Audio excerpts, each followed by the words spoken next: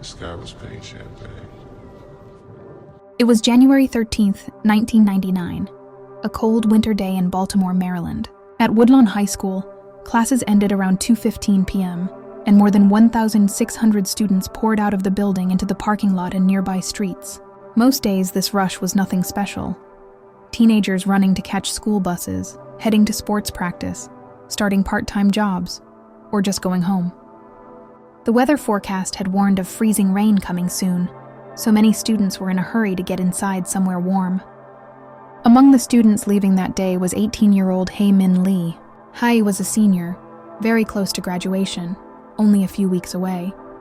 She was an honors student with a high grade point average, 3.8, in the school's tough magnet program, which focused on science, technology, engineering, and math. She was also very active in sports. She played on the lacrosse and field hockey teams, and she managed the boys' wrestling team. Everyone who knew her said she was kind, responsible, and full of energy. Like she did almost every afternoon, Hae had plans after school. She was going to drive about 10 minutes to pick up her 6-year-old cousin from kindergarten, a job she always took seriously and never missed. After that, she had a work shift at LensCrafters, the eyeglass store where she had a part-time job. But that day, everything changed. Hae never arrived to pick up her cousin. When the kindergarten teacher called the family, they started to worry. Hae was always on time and never let people down, especially with family responsibilities. Later in the afternoon, she also did not show up for her job at LensCrafters. Her manager called the family to ask where she was. Now the worry turned into real fear. Even though only about 3 hours had passed since anyone last saw her at school, Hae's family decided they could not wait any longer. Around 6 p.m., they called the Baltimore City Police to report her missing. Police arrived quickly. The first officer on the scene was Scott Adcock. He sat with the family and asked for basic information.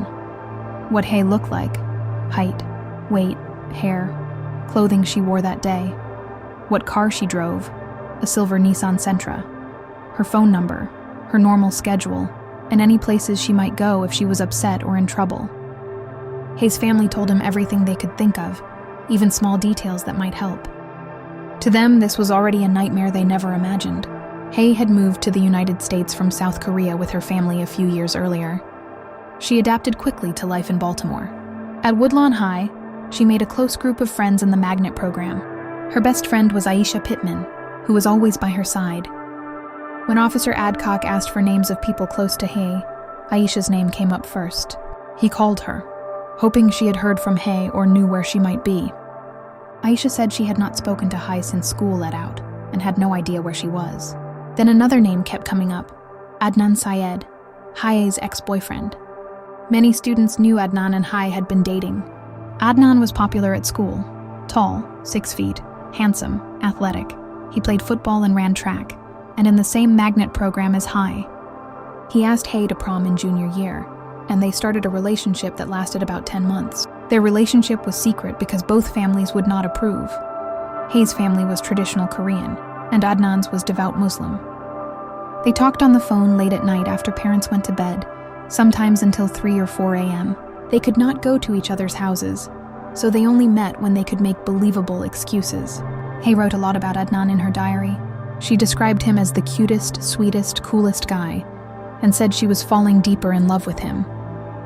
But she also wrote about the stress, the secrecy, the guilt, the feeling that she was pulling him away from his religion. She even wrote that he once jokingly called her a devil because she was not Muslim, and it hurt her. She worried he had to choose between her and his faith. By late 1998, the relationship was breaking apart. They broke up and got back together several times. Then Hae started liking Dawn, an older co-worker at LensCrafters. Dawn had baby blue eyes, drove a nice Camaro, and seemed more mature. On New Year's Day 1999, Hae went on a date with Dawn and wrote in her diary that she thought she had found her soulmate. The last diary entry, written the night before she disappeared, January 12th, said, "I love you, Dawn. I think I have found my soulmate. I love you so much. I fell in love with you the moment I opened my eyes to see you in the break room for the first time." When police asked about Don, they could not reach him until the next morning. Don said he spent the evening of January 12th with Hae and talked to her on the phone until early on the 13th. He said he worked all day on January 13th and had no idea where she went. A manager at LensCrafters confirmed he was at work. Police accepted this and moved on. With no good leads from friends or Dawn, police searched everywhere. Hospitals, motels, hotels, parking lots, woods, and streams near the school. They used dogs to help. Nothing. Then Baltimore got hit by a big snowstorm. Schools closed for several days. Monday was Martin Luther King Jr. Day, so more closures. Emergency services were busy with ice-related accidents. When school reopened on Tuesday, Hae was still missing. But most students were not too alarmed yet. Hae was a senior with all her credits. Many magnet students took half-days or skipped to work or hang out. Rumors spread that she was with Dawn, or visiting family in California. People thought she was fine and would show up soon. By the second week with no word from Hae, police got more serious. They interviewed Dawn again. They called Adnan again. Adnan said he was in class with Hae until the end of the day, then did his normal routine. He admitted they dated the year before, but broke up over religion. He said they were still friends. Students kept saying that whenever they talked about Hae, Adnan's name came up too. Everyone knew their relationship had been intense and dramatic. Police started asking more about Adnan's movements that day. Most people remembered very little. It felt like an ordinary school day until Hae went missing. Some said they saw Adnan around school as usual. His track coach said Adnan usually came to practice, but could not remember for sure if he was there on January 13th. Time passed with no trace of Hae. Police put ads in newspapers asking for tips. Then on February 9th, everything changed. A groundskeeper named Mr. S was driving back to work at Coppin State University after a quick trip home. He had a beer and needed to use the bathroom. He pulled over on Franklintown Road and walked into the woods for privacy. It was winter, trees bare, ground patchy with snow and ice.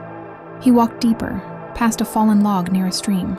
On the other side of the log, he saw black hair sticking out of the dirt under leaves and soil. Mr. S called police. They carefully dug and found the body of a young Asian woman, buried quickly in a shallow grave. Her arms and legs were bent strangely. She had been strangled by hand and hit hard on the head in 2 places. Near the body was an empty half-pint bottle and a piece of clothesline. Fingerprints confirmed it, Hae Min Lee. The news spread slowly and painfully. Police told the family first. They told Aisha. Aisha told other friends. Eventually Adnan heard. One friend, Krista, called him. She said he was silent for minutes on the phone. That night, Hae's friends gathered at Aisha's house to cry and talk. Adnan kept saying it must be a mistake. The body could not be Hae's. He even called a detective to ask if they were sure. The next day, the whole school knew. Woodlawn held a public vigil on February 17th. Hundreds came to remember Hae, a bright, loved teenager whose life ended too soon. Now the case was a murder investigation. Police needed justice for Hae and her family. They first looked at Mr. S, the man who found the body. He had a record of indecent exposure, charged 8 times. Police wondered why he stopped so close to work, why he walked so far into the woods on icy ground, and how he happened to find the exact hidden spot. They gave him 2 lie detector tests. The first showed deception. The second, with very specific questions, he passed. Most people decided he was not involved. Police moved on. 3 days after finding the body, police got an anonymous call. The caller, sounding like a young Asian man, said to look at Adnan Syed, Hae's ex. He said they broke up about a week before she disappeared. He said Leakin Park was a place they used to go. He added that Adnan once said if he ever hurt his girlfriend, he would drive her car into a lake to cover it up. This made Adnan the main focus. Police got Hae's diary. Parts showed Adnan could be possessive, but also how much she loved him. They got Adnan's phone records with a court order. On February 26th, one number stood out. Jennifer Pusateri, Jen, Adnan's friend. Adnan called her many times the day Hae disappeared. Police interviewed Jen. At first, she gave little. The next day, she came back with her mom and a lawyer. This time, she said her friend Jay Wilds came to her house that afternoon in Adnan's car, using Adnan's phone. He was waiting for a call. Later, Jay paged her to pick him up. When she did, she saw Jay and Adnan together. Jay told her he saw Hae's dead body in Adnan's trunk. Jay said he did not help kill her, but he gave Adnan shovels, dropped him off to bury the body, picked him up later, and helped throw the shovels away. Jen also said the next day she helped Jay throw away clothes he wore that night. This was the first time police had a direct link to Adnan and a rough timeline. Police picked up Jay Wilds from work on February 27th. After hours of off-record talk, Jay gave a full statement. Jay said, he and Adnan met around 11:45 a.m. to shop at the mall. Adnan was upset about the breakup. Jay dropped Adnan at school around 12:30 p.m. and kept Adnan's car and new cell phone. Later, Adnan called Jay to pick him up. When Jay arrived, Adnan showed him Hae dead in the trunk of her car. They left her car at a park-and-ride lot, smoked weed, then Jay dropped Adnan at track practice. After practice, Adnan got a call from police asking about Hae. Adnan panicked and asked for shovels. They got shovels, went back, buried Hae in Leakin Park, threw things away, and left her car in West Baltimore. At 2:45 a.m., Jay took police to Hae's car, still hidden where he said it was. Police went to Adnan's house at 5:20 a.m. and arrested the 17-year-old for murder. They searched his home and took books, letters, clothes, boots, his car, hoping for proof. Adnan was handcuffed in an interview room. His family quickly hired lawyer Doug Colbert. Colbert called the station to stop questioning until he arrived. Detectives knew but did not tell Adnan. Adnan thought it was a mistake and signed away his right to a lawyer. Police questioned him for hours anyway. Then they charged him with first-degree premeditated murder. Adnan's family and community raised money for bail. They wrote letters and filled the courtroom with supporters. Bail was denied twice. First due to a paperwork error, wrong birth year. Then because prosecutors said his Muslim community could help him flee to Pakistan. Adnan waited in jail for trial.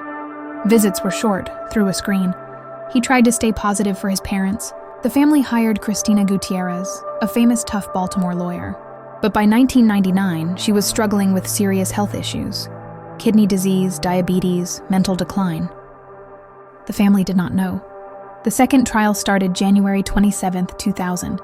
First one ended in mistrial over a courtroom argument. Prosecutor Kevin Urich said Adnan killed Hae in jealousy after the breakup. He used Jay's testimony, phone records, and cell tower locations to show Adnan was with Hae after school, killed her, and buried her with Jay's help. The defense said the whole case depended on Jay, a liar whose story changed every time, locations, times, details. The jury deliberated only 2 hours and found Adnan guilty. He got life plus 30 years. Years passed. Appeals failed. Then, in 2014, the Serial podcast by Sarah Koenig told the story to millions. It questioned Jay's changing stories, unreliable cell tower data for incoming calls, the defense never calling Asia McClain, who wrote letters saying she saw Adnan in the library after school that day, police ignoring Dawn's weak alibi, and more. The case became the biggest true crime story online. People split. Some said Adnan was clearly guilty. Jay led them to the car. Phone pings matched burial time.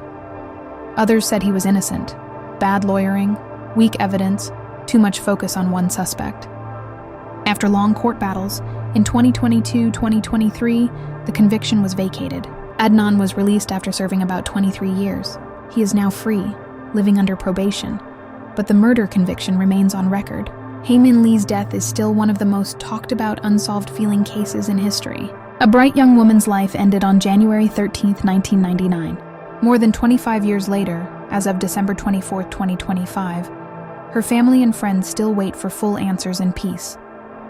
The world may never know exactly what happened, but the questions, arguments, and memories will continue for many years to come.